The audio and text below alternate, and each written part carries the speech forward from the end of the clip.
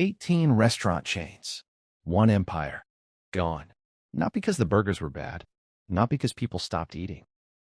Because the man at the top kept paying himself millions, while the whole thing drowned in $1.5 billion of debt. You've heard of companies failing. You've never seen one man eat it alive from the inside. Fat Brands. The name tells you exactly what kind of ambition we're dealing with. Not a regional chain hoping to expand, a company that wanted the whole table. Burgers, wings, pizza, seafood, tacos. If Americans were eating it at a casual restaurant, Fat Brands wanted a cut. By 2021, they had pulled it off. 18 restaurant chains under one roof. Not obscure brands, real ones, names you actually grew up with. Take Johnny Rocket's red and white booths. Jukeboxes on the tables, servers who'd randomly stop and dance. You probably landed in one of those booths on a road trip or a mall visit, looked around, and thought, this place isn't going anywhere. Johnny Rockets opened in 1986. By any measure, it was an American institution. Then there was Round Table Pizza. If you grew up on the West Coast, you know exactly what I mean. Round Table wasn't just pizza. It was the destination birthday parties, Little League wins Friday nights when nobody felt like cooking.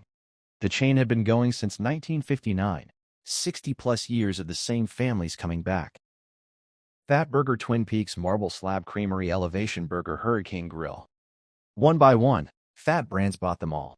By 2022, they were running over 2,300 locations across 40 countries. From the outside, it looked like someone had finally cracked the code on restaurant consolidation. But every single one of those acquisitions came with a price tag, and the bill was getting very large. Nobody was asking out loud who was going to pay. How bad this got. You need to understand how fast it happened. Fat Brands launched in 2017. 5 years later, they had 18 brands. That's not a growth strategy. That's a feeding frenzy. Every deal made headlines. Every announcement was a victory lap. You'd read those headlines and think, this man is untouchable. Andy Wiederhorn, the CEO, was showing up in trade press as one of the sharpest operators in the business. The guy who saw value in brands others had written off. You'd look at the portfolio in 2021, 18 brands, 2,300 locations, international reach, and genuinely believe these people knew what they were doing. Untouchable on paper.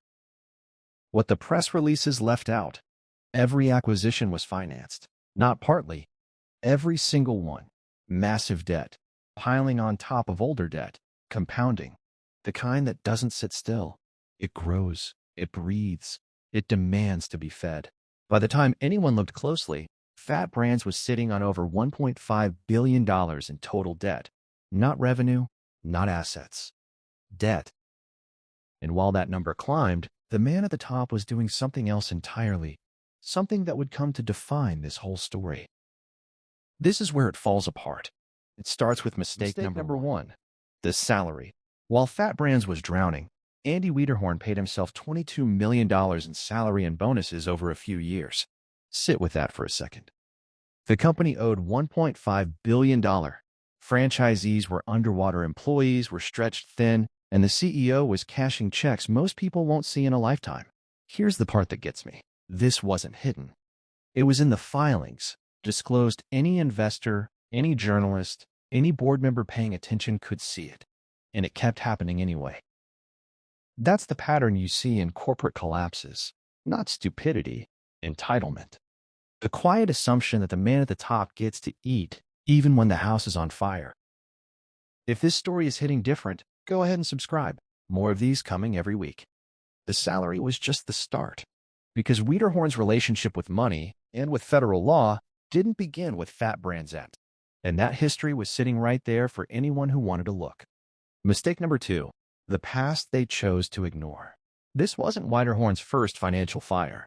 In 2004, he pleaded guilty to federal charges, filing a false tax return and paying an illegal gratuity. He did time, paid fines, then came back, built another company, found new investors, assembled a new board, and ended up running 18 restaurant brands. The people who backed Fat Brands either didn't look hard enough or looked and didn't care neither. Answer is good. Because handing a company with $1.5 billion in borrowed money to someone with that record isn't bold. It's a countdown. The franchisees who signed on had no idea. The employees clocking in every morning had no idea. You never do until the shaking Mistake starts. number 3. The debt machine. Using debt to grow a business isn't automatically wrong. Leverage is a real tool. The problem is when you stop using it to grow and start using it to stay alive. Fat brands crossed that line, then kept going. Revenue was coming in, but most of it was going right back out. Interest payments on the debt they'd taken on chasing the next deal. A treadmill running fast, going nowhere. You have to picture what this looked like for the people actually running these restaurants. Someone who spent years saving, believed in the brand, signed the franchise agreement, built out the space, hired a crew, tables full on weekends. Good reviews, regulars who came back. They were doing everything right. The royalty checks they sent to corporate weren't going toward marketing or operations support. They were going into interest payments on debt that franchisee never agreed to carry and never knew existed. You've probably driven past one of these places without knowing the owner had just lost everything, that the man behind the counter had bet his savings on a brand that was already going under, and nobody told him. By 2023, it went federal. Wiederhorn and his son Thayer were indicted on wire fraud, tax fraud, and securities fraud charges. The indictment alleged company money went toward personal expenses, travel, home renovations, with transactions structured to keep it from the IRS. These are allegations, not convictions. But the indictment did in weeks what years of debt couldn't. The image cracked. Wiederhorn was out as CEO, not cleanly. The board that had watched this for years suddenly found things to say. Investors who'd stayed quiet started asking questions at volume. The people working those 2,300 locations had nothing to do with any of it. They showed up, did their jobs, made the food, then checked the news like everyone else, wondering if they still had work next week. The earnings calls never cover that part. The cost of what happens at the top always lands hardest on the people with the least room to absorb what actually happened. Bad brands didn't go down because restaurants are hard hit. It went down because the man running it treated a public company like a personal account, and nothing stopped him until federal prosecutors did. The pattern is always the same. Charismatic leader, aggressive expansion, debt dressed up as vision, and somewhere in the middle, money moving in directions it has no business moving. The brands were real, the employees were real, the franchisees who put their savings into these restaurants were real. But the foundation they were told they were building on? Sand? Growth without anyone watching the books isn't growth. It's borrowed time. You can borrow your way to the top of an industry. Debt doesn't forget. And when the bill finally comes, it's not the CEO who pays it first. Fat Brands is still around, smaller, restructured, trying to rebuild. Some of the brands made it through.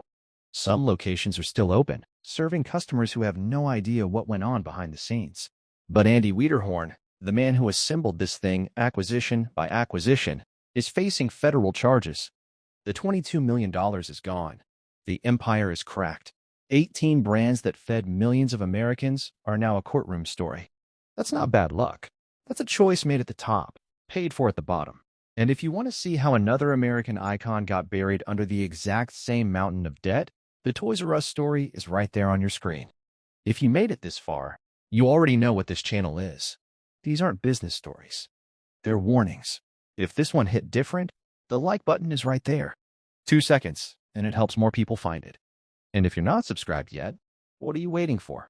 See you in the next one.